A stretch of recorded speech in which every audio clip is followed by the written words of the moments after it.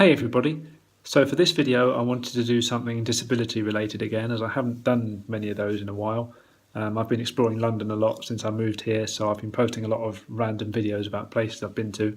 It's been mainly for my friends really on Facebook, but I thought, well, as I filmed them anyway, I may as well post them here as well. But yeah, I thought I'd do another disability related one, specifically from a blog post I did the other day that seems to have gone down quite well after the RNIB very kindly retweeted it. And basically, for my 101st post, I decided to do a Room 101 type post where I nominated my top 10 frustrations and irritations from being visually impaired that I want to kind of get rid of for all eternity. It's based on the TV show Room 101, where celebrities nominate their bugbears and their irritations, their pet hates, to go into Room 101. Room 101 is named after the torture chamber in George Orwell's 1984, where the most evil, horrible thing that ever existed is supposed to reside.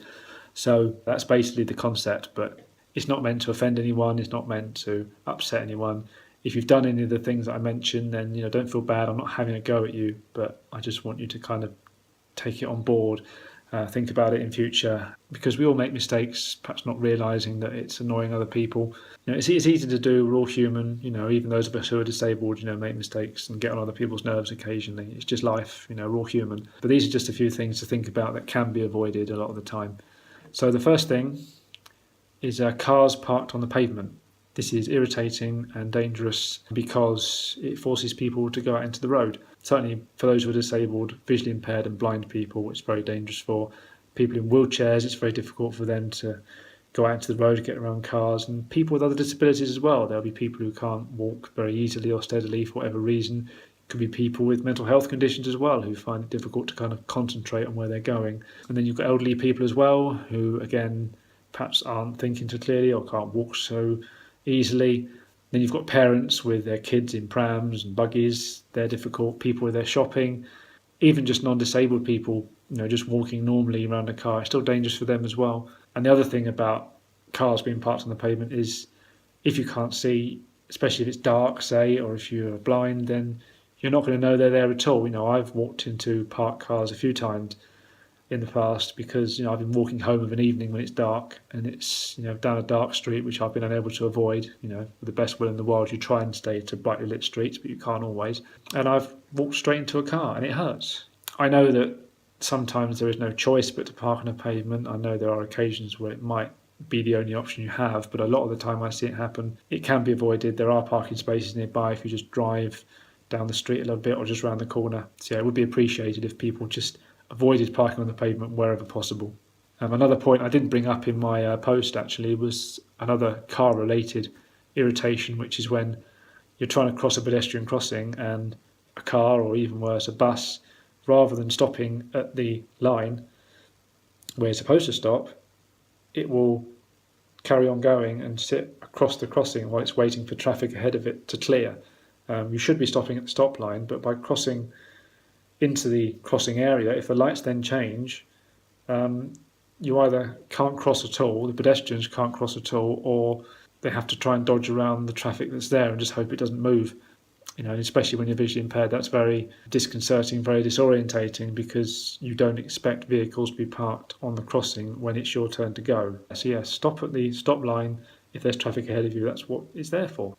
And the second one I had noted in my blog post is another transport related one. This is cyclists this time. Now I know that most cyclists are very good and they're very aware and they're very careful, but there is a significant minority of cyclists who will insist on riding on the pavement when there's absolutely no need to, and they have no regard for the people they're passing. Now for people like me who are visually impaired, I have no idea you're coming, I have no idea where you are, and the first thing I know is when you go straight past me. That's the first I know, and I can't do anything about it. If you're coming straight ahead of me, it makes no difference. I can't see you because you're going too fast. I have no time to react whatsoever.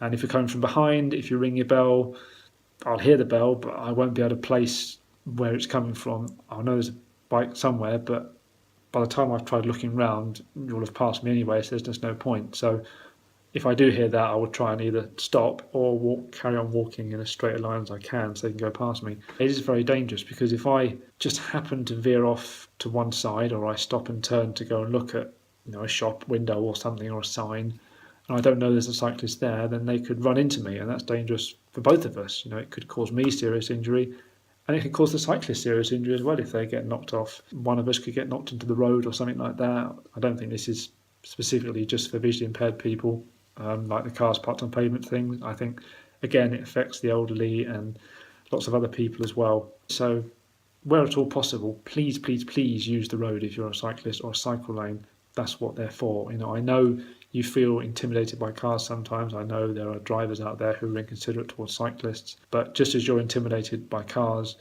we as pedestrians are intimidated by cyclists. So yeah, if you really do have to ride on the pavement, then just be a bit considerate, slow down, just take your time. And then number 3 is another pavement related one. This is general clutter and obstacles on the pavement. So you've got things like lampposts and bollards. They can often be in very unexpected places, especially when you can't see. What gets me with bollards is when they have chains between them. That really annoys me because I can never see them, and I've nearly fallen flat on my face a few times. I had this the other day. I was walking along, exploring a new area of London, and I saw some bollards lining a corner. There's nothing behind them, so I thought, I'll just cut through, cut the corner off. But as I did so, I smacked straight into the chain that was in between two of the bollards, and yeah, it hurt. It smacked me right on the shins, and luckily I wasn't going too fast, because if I'd been going much faster, and I can be quite a fast walker sometimes, then I would have just fallen flat on my face, because I just would have had no other option. It just would have been too unexpected. So yeah, if you're going to have to put something between bollards, then make it some kind of thick rope or just a metal bar that's the same colour as the bollards, so it's easily visible. And then you've got things like overhanging bushes and trees and branches. They're always annoying because you don't always know when they're coming. Yes, I can see them overhanging the road sometimes, but sometimes you get thin branches that are just at eye level and you can't see them until you nearly poke your eye out with the damn things. And obviously when you're blind, if you're using a cane to sweep the streets, then the cane will go right under the tree. You won't know it's there until your face smacks right into it. So people need to cut back their hedges and their trees and things like that, or councils need to if they have responsibility for certain ones. And then you've got signs on the pavement that shops place outside. You've got steps and curbs that aren't clearly marked. And then there's uneven paving tiles as well. They're easy to trip over because they're hard to spot. And then you've got problems with people as well. It's often the case where someone's walking towards me and we kind of both move in the same direction to get past each other. It's always a bit frustrating. Or you have people in front of you who are walking along and then they just suddenly stop, either to use their phone or something or to look at something, and they don't think, oh, there might be someone behind me. Or you get a group of friends who are spread out all across the pavement, kind of taking the whole width of the pavement to themselves when there's no need to. They could sort of be in a cluster kind of behind each other. If they're walking slower than your normal pace and you've got to slow down to keep up with them because you can't overtake them without going in the road, so you've just got to be patient, but it is frustrating. So those are various little frustrations that come along when I'm walking along. Usually 1 or 2 of those at least each time I go out. Silent cars are another issue with electric cars coming around these days because these cars make no noise. I saw one comment on another video about this that said, oh, they can play music, it's easy. And no, a lot of drivers don't like to play music in their cars, and basically we cannot hear electric cars coming. If you're blind or partially sighted, it's much harder to try and cross the road because you can't judge it if you can't hear the traffic. So these cars do need to make some kind of noise as they're coming along, otherwise there are going to be accidents. It's inevitable. Number 5 is having to book a wheelchair at airports. I don't understand this. I had to do this earlier this year when I was booking a holiday away. I didn't actually go on it in the end because I was ill, but I've rebooked it now for a month's time. And I know this particular airline, they want me to book a wheelchair when I book my request for a guide. All I want is someone to walk through the airport with me so I know where I'm going. But apparently I need to book a wheelchair for that. I don't really understand that. I'm perfectly capable of walking. It's my eyes that are dodgy. I can get to the desk and say, I don't need a wheelchair, I just need the guide, and apparently that'll be fine, my friend said. But then that begs the question, why do I have to book the wheelchair in the first place? There's no reason to force, a disabled person, if they don't need a wheelchair, to use a wheelchair. There's just no logic in it at all. And talking of wheelchairs, another one I've seen mentioned on the internet recently and before for that matter, it often comes up, is people using wheelchair spaces for buggies and luggage on buses and trains. The wheelchair space is a priority space for wheelchair users, but other people will use it as well. And when they're asked to move things for a wheelchair user, for some reason, a lot of them look at the wheelchair user as if there's some kind of inferior being, as if, how dare they request this space that, I want to use for my bags. Wheelchair users have to use that space. That's what it's there for. That's why it's a priority. So just be a bit more considerate. Don't be judgmental if they want to use it, because they need it far more than you do. If you were in their position, you would feel exactly the same way, I guarantee it. Number 6 is the most common question I get, which is, won't glasses help? I know this is meant in a nice way. I know this is meant with genuine curiosity, so I'm not having to go at people who ask it. But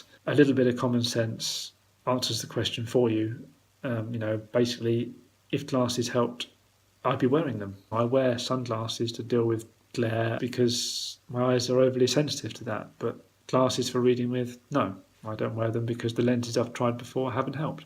Number 7 is saying it's over there, just pointing in a random direction. That means nothing. What I'm looking for could be anywhere in that space you just pointed to. There's still a large degree of space there. So you need to be a bit more precise. Otherwise, I'm just going to be going over there and looking, right, yeah, where? Over here somewhere? Where? I'm often doing that when people just give a random vague direction. Number 8 is guide dog and assistance dog denials. I don't have a guide dog, so this hasn't impacted me personally, but it is a sufficiently big issue that it's still an irritation for me, because I have lots of friends who have had this happen, and it shouldn't be happening because it's illegal. If you own a restaurant or a pub or a shop, or you drive taxis or buses, then you are legally obliged to allow guide dogs in.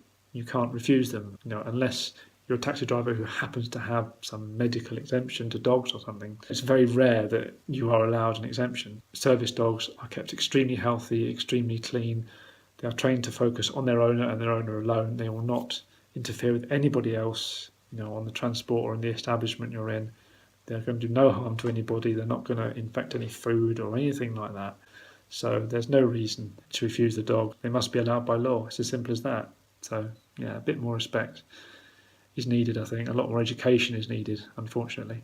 So number 9 is poorly contrasted text. This is where you have things like red text on a black background, or yellow and white, or blue and green, or vice versa. In any of those cases, colours that are close to each other are very hard to distinguish apart for normal sighted people sometimes, as well as visually impaired people, because it just makes it a lot harder to read. You see it in things like catalogues and flyers and posters and things like that sometimes. People are trying to be a bit fancier with their colours, and it actually doesn't work. You need to make your text nicely contrasted so it's legible. And number 10 on my list is a lack of audio description. It's great that audio description is out there more and more on the TV and online these days, but still a lot of inconsistencies. There are some popular shows that have it and some that don't. Sometimes you'll get episodes in a show that have it and then other episodes that don't.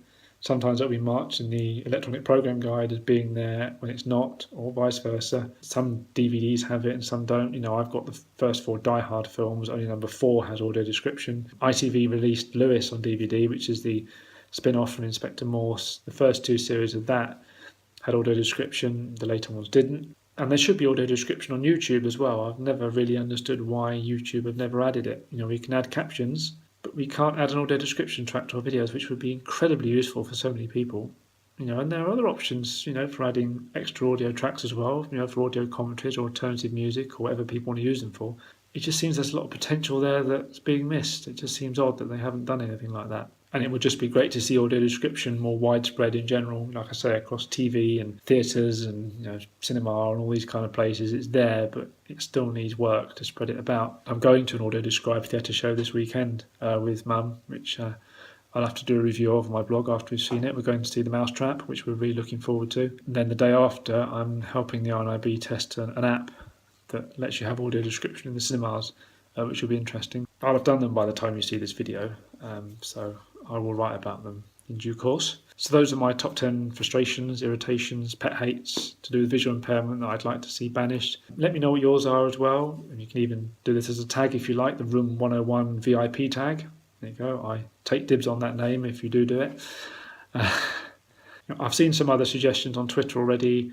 Someone here has said they hate it when someone speaks to the person who's with them instead of talking to them directly, which is very true. I know a few people who have had that issue. I don't know why the issue exists. I don't know why people think that because you can't see, you can't talk for yourself. I don't understand the correlation. There's no harm in talking directly to a disabled person, as long as you're respectful, it's fine. And then another one that I can certainly empathise with is people who think we have super hearing. There is this urban myth, this assumption that people who can't see have enhanced other senses. Yes, we may be able to hear things, better than you, but it's not because it's enhanced, it's because we're focusing on that information more. You're hearing exactly the same things as us, but you're not paying as close attention to them because you're able to see as well. So you're putting more sources of information together about your environment than we are.